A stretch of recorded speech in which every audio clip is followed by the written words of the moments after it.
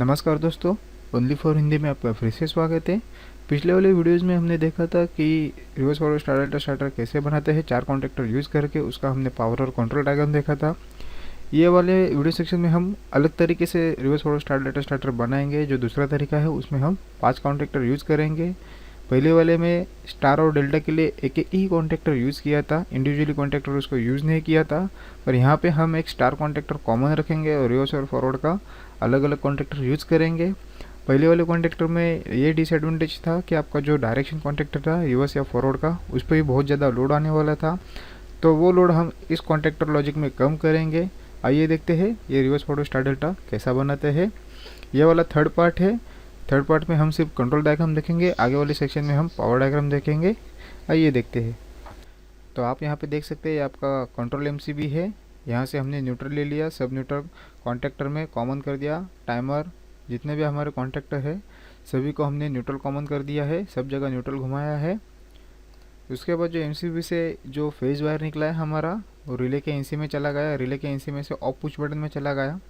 Of push button में से यह हमारा डायरेक्ट फॉरवर्ड ऑन के पुश बटन में चला गया।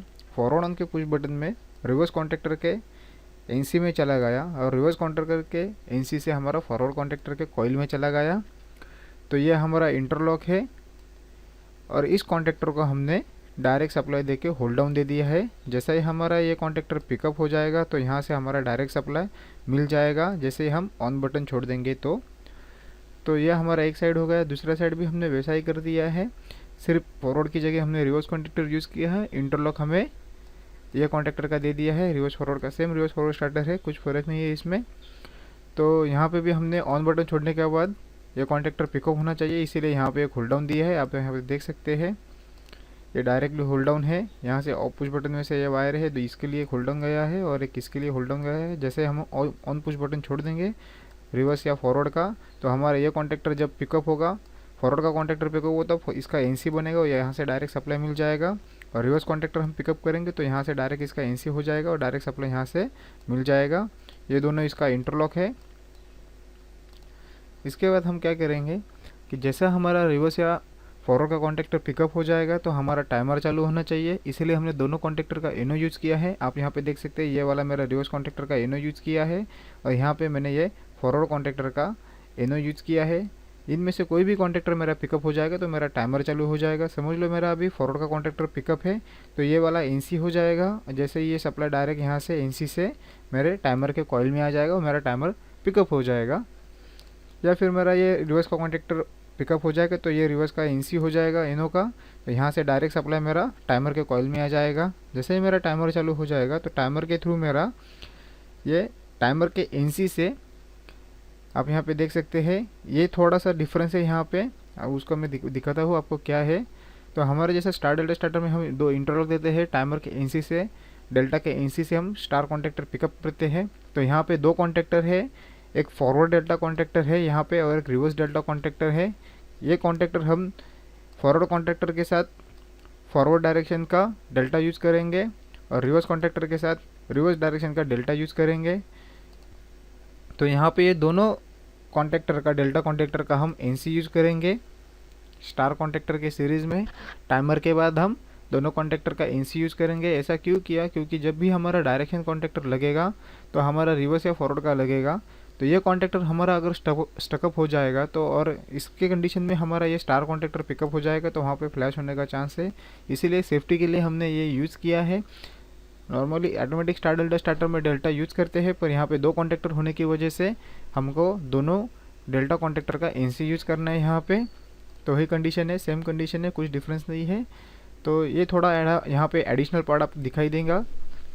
उसके बाद जैसे हमारा टाइमर चालू हो जाएगा, टाइमर का एनो है, टाइमर के एनो से हमारा स्टार कॉन्ट्रैक्टर का एनसी में चला गया। अब यहाँ पे देख सकते हैं यहाँ पे डिफरेंट पार्ट है कि हमारे यहाँ पे दो कंडीशन है कि फॉरवर्ड का कॉन्ट्रैक्टर लगने के बाद टाइमर चालू हो रहा है, टाइमर के साथ हमारा स्टार कॉन्ट्रैक्टर चालू हो रहा है।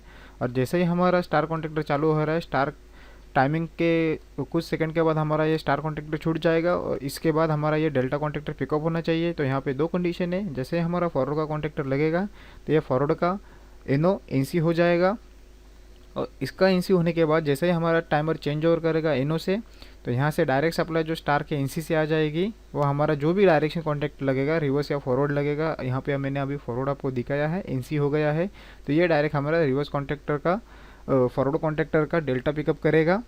अगर यह हमारा रिवर्स कॉन्टैक्टर का एनो पिकअप है, जैसे हमारा रिवर्स कॉन्टैक्टर ऑन है, टाइमर चालू हो जाएगा, टाइमर के साथ हमारा स्टार कॉन्टैक्टर लगेगा और कुछ सेकेंड बाद ये स्टार छूट जाएगा और यहाँ से डायरेक्ट सप्लाई हमारा यहाँ से जाके ये रिवर्स का एनसी हो गया है, तो डेल्टा के फॉरवर्ड कॉन्टैक्टर का डेल्टा है, तो उसका एनसी से हमारा रिवर्स कॉन्टैक्टर के डेल्टा में सप्लाई चला जाएगा।